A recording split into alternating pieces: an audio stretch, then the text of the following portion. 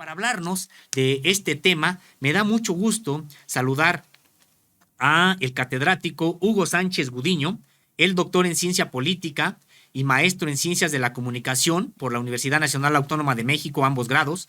Es catedrático, como decíamos, de la Facultad de Ciencias Políticas y Sociales de la UNAM y de la Facultad de Estudios Superiores Aragón. Es autor de varios libros, entre ellos Génesis, Desarrollo y Consolidación de los Grupos Estudiantiles de Choque en la UNAM. Me da mucho gusto saludar al doctor Hugo Sánchez Gudiño. ¿Cómo está, doctor? Muy buenos días. Muy buenos días, mucho gusto en saludarle. Pues qué gusto saludarle, doctor. Pues preguntarle, usted como pues conocedor también de lo que ocurre al interior de la Universidad Nacional Autónoma de México, iniciamos un proceso de que llevará a la elección de un nuevo rector en la universidad. Sin embargo, estamos apreciando que pues las reglas del juego siguen siendo las mismas, los grupos de poder al interior de la propia universidad siguen dominando los órganos de gobierno. Es una junta de gobierno de 15 personas, entre comillas, notables, las que eligen al rector. Pues parece ser que no podemos esperar una sorpresa de transformación en la propia universidad. ¿O qué es lo que piensa usted? Sí, en efecto, esta elección pues tiene la particularidad quizá de que se encuentra, digamos, en medio de un fuego cruzado desde pues la presidencia de la República por parte del presidente López Obrador, que, bueno, ha calificado atinadamente a este grupo de poder como la burocracia dorada. El señor presidente ha hecho una serie de críticas, algunas acertadas, otras no tanto, y esta burocracia dorada pues la representa obviamente el rector, actualmente Enrique Grau, y toda una serie de órganos de poder que a lo largo pues de más de 70 años no han logrado cambiar, no se han transformado. Entre ellos está precisamente esta junta de los 15 notables, como se le llama la Junta de Gobierno, que, bueno, de acuerdo a lo que estipula la ley orgánica de la propia universidad, será la encargada de, pues digamos, ungir al nuevo rector. Y hoy que se dio a conocer la convocatoria, pues digamos que tiene la particularidad de que abre un poquito, tiene algunos rasgos que antes no existían, como ampliar el calendario de consulta, como permitir el acceso de cualquier universitario a la página web de esta junta, donde se encontrarán los perfiles de los posibles aspirantes, y, bueno, pues la posibilidad de una pequeña apertura en cuanto a la consulta. Sin embargo, bueno, pues serán 15 personas de una comunidad pues estudiantil de más de 400,000 alumnos, de una comunidad de académicos, de investigadores muy grandes y, digamos, de la universidad más importante de América Latina y del mundo. Doctor, pues yo me quedaba corto al señalar que era una comunidad de alrededor de 330,000. Ya usted aclara que pues se trata de una comunidad que pues sí podría superar los 400,000 integrantes. Este periodo superó ese número, la matrícula. Sí, doctor. Sí, doctor. Y bueno, en este proceso ya usted nos habla pues de cómo son 15 notables que hoy vemos, como usted comenta, pues algunas particularidades. Hay una correlación de fuerzas en las que parece ser que ha tomado posición de nueva cuenta el grupo de los científicos. Hay que recordar que pues entre médicos y científicos han estado gobernando la universidad ya por más de 50 años, todos ellos en realidad cruzados por una posición ideológica clara a favor del neoliberalismo, y que, bueno, pues parece ser que los científicos tienen la oportunidad, entre comillas, de regresar ahora porque pues hay una suerte de hartazgo de decir, bueno, los médicos tienen desde 1999 hasta la fecha, y sin romper con estos grupos se podría elegir a alguien más de ellos, y pareciera ser que este grupo de los científicos pudiera con algún perfil regresar ahí a la torre de rectoría. ¿Cómo lo ve usted?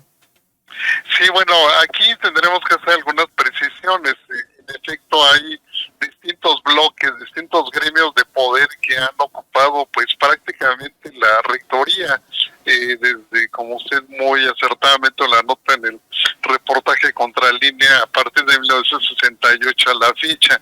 Sin embargo, bueno, aquí destacamos que previo a esta irrupción de los médicos ya en el control de la rectoría en los últimos 25, 30 años, pues estuvieron los abogados, quizás el abogado más destacado y el primero que intentó ya instrumentar el modelo neoliberal en la UNAM fue el doctor Jorge Carpizo, el prestigiado penalista, experto en derecho constitucional, y que después fue secretario de Gobernación en el gobierno de Carlos Salinas de Gortari.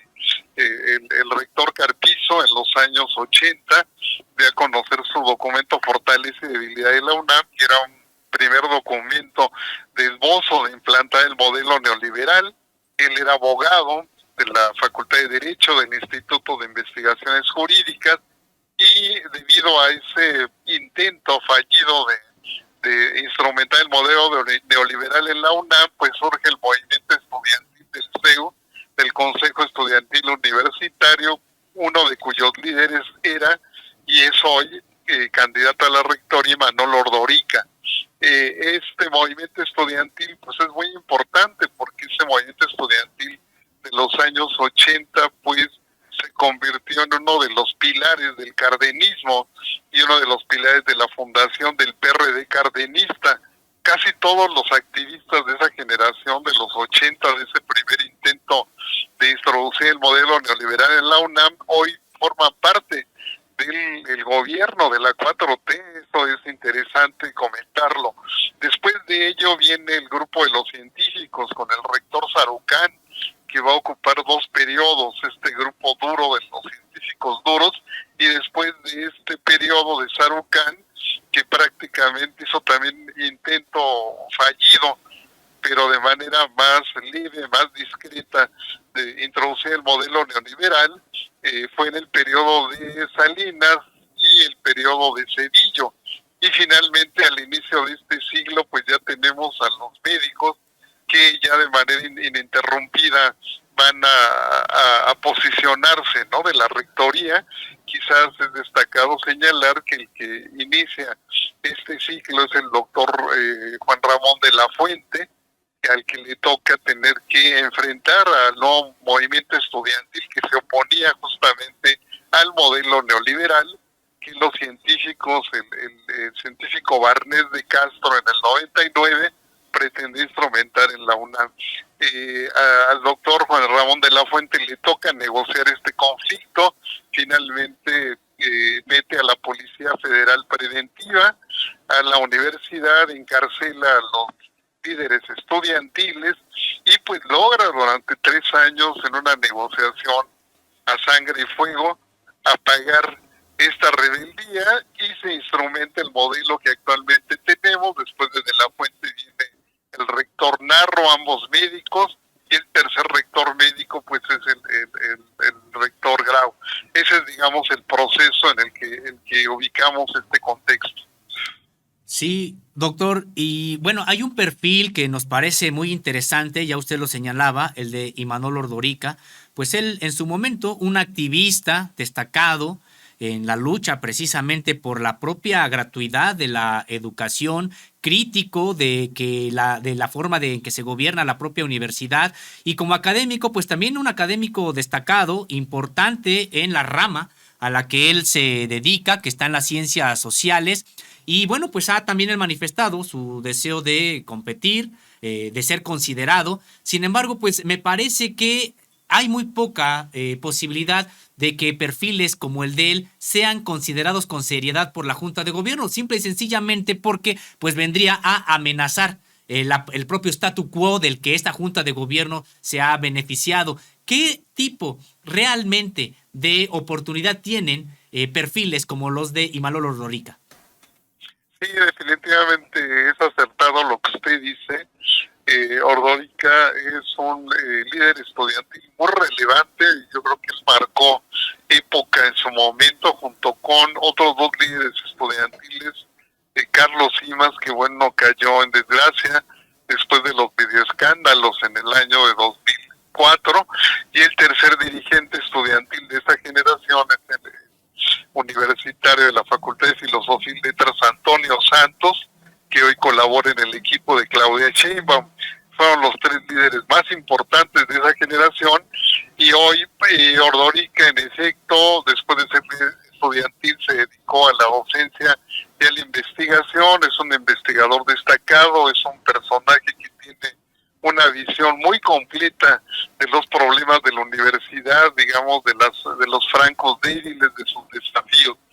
Pero ya entrando en el terreno político, en efecto, es muy difícil que una junta de gobierno como la que hoy gobierna la universidad, con esa mentalidad tradicionalista y conservadora, pues pueda darle esta rectoría por la que él está en este momento, digamos, postulándose y tratando de llegar. Hay muy pocas posibilidades dado el modelo actual de gobierno que la universidad tiene, pero sin duda alguna la voz y la presencia y participación de Ordorica es muy valiosa, porque seguramente aportará datos y elementos muy importantes para el debate sobre lo que la UNAM requiere en el futuro. Doctor, y pues sí, resulta un poco desesperante, en verdad, que no pueda ser considerada pues la propia población universitaria, porque ahí sí, la población universitaria en términos generales ahí sí es diversa, plural, desde el punto de vista ideológico también, las propias posiciones políticas pues no son monolíticas, y sin embargo pues será una junta de gobierno donde pues lo que nos dicen todos estos años, pues domina, controla la posición política que le apostó al propio neoliberalismo en la universidad. Y con respecto de una posibilidad de que regresen los científicos, hay algo que me ha llamado la atención, doctor, y es que pues se trata de un grupo que está totalmente enfrentado con el actual presidente de la República, menos un perfil, el de Rosaura Ruiz, porque pues ella incluso colaboró con Claudia Sheinbaum, pero en el caso de, por ejemplo, los liderazgos morales, entre comillas, del grupo de los científicos como José Sarucán o Francisco Barnett, pues incluso están muy, muy enojados porque fueron apartados de amplias parcelas ya de poder que tenían en la propia administración pública. En el caso de José Sarucán, pues en la Conavio hay que recordar que trataba de no salirse, trató de generar incluso una especie de resistencia en medios de comunicación amigables con él, para que no saliera de la propia Conavio, algo que ya consideraba prácticamente su propia parcela, y así los espacios en el CONACYT que les fueron retirados. Entonces, ¿qué expectativas tiene usted del regreso de un grupo como el de los científicos a la UNAM con tal nivel de confrontación que tienen con la actual presidencia de la República? Definitivamente el grupo de los científicos es un grupo muy fuerte, este gremio de los científicos, pero en la actualidad se encuentra en efecto fracturado, debilitado, digamos políticamente se encuentra fracturado. Sin embargo, también los une un espíritu anti López Obrador, en virtud de que en este sexenio, como bien usted lo indicó, perdieron posiciones de poder muy importantes, no solo las secretarías, no sé, como la de educación pública, en el ámbito de la educación superior, pero sobre todo en el CONACYT. No olvidemos que el CONACYT, este grupo de científicos, lo manejaba a través de distintos foros, asociaciones y grupos de distinta tendencia, pero en los que se aglutinaban los científicos de acuerdo a su especialidad. Estos grupos, bueno, pues manejaban las becas, manejaban cierto presupuesto pues millonario de estas instituciones. En este sexenio pues los quitan, literalmente pierden esos espacios, aunque a lo mejor hubo ciertos excesos del gobierno federal, porque incluso pretendió meterlos a la cárcel a un grupo de ellos por uso indebido de recursos.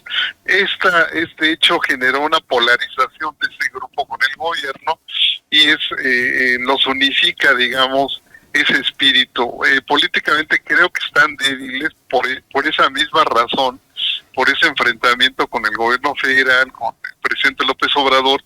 Veo poco probable que ellos logren posicionar a un rector de su gremio. Quizá lo que sí puedan hacer sea como gremio apoyar, ¿no? Apoyar con la fuerza que tienen y el enojo que tienen, apoyar a un candidato que obviamente sea anti 4T. Aquí quizá los que se posicionan mejor está justamente los economistas del llamado grupo de los intelectuales orgánicos que el presidente ha señalado. Ahí tenemos pues al actual secretario general de la universidad. En el libro reciente donde el periodista Arturo Cano entrevista a Claudia Sheinbaum, en la página 16-17 de este libro, de Editorial Grijalbo, ella hace una crítica a este grupo de los intelectuales orgánicos, hace una crítica al economista muy connotado Rolando Cordera, que es profesor emérito de la UNAM y que es líder de este grupo de intelectuales que se mueven en la revista Nexos y que el presidente de la República ha señalado, y un miembro destacado de ese grupo es el actual secretario general de la UNAM, y me parece que es uno de los candidatos más sólidos y más fuertes. El segundo sería del gremio de los ingenieros, donde está justamente el ingeniero Álvarez y Casa, que es el secretario administrativo, el que maneja los recursos de la universidad. Y este gremio de los ingenieros es un gremio muy fuerte, muy poderoso. Por allí le comentaba yo ayer que uno de los integrantes de ese gremio es este personaje medio oscuro, medio nefasto, Jiménez Espriu, que fue un personaje pues que fue secretario de Estado al iniciar esta administración en comunicaciones y transportes. Este personaje tiene un peso muy importante en ese gremio de los ingenieros, y quizás desde mi perspectiva los científicos, ante la situación que hoy viven de desgracia económica y política, a lo mejor ellos apoyarían a uno de estos gremios, ¿no? Al que se identifique más con sus propias visiones ideológicas y neoliberales de la universidad. Pues muy interesante, doctor. De hecho, sí, nosotros también comentábamos ya en el propio texto que Leonardo Lomelí y también Álvarez y Casa, pues sin ser parte de estos grupos, en realidad serían muy funcionales a los propios intereses de estos grupos, y por lo tanto, pues sí, parece que son candidatos muy, muy fuertes, y me parece que se estaría pues incubando probablemente pues una serie todavía de conflictos en la propia universidad. Pues doctor, antes de agradecerle la amabilidad para platicar con nosotros, pues un último comentario sobre este proceso que inicia la universidad para elegir rector.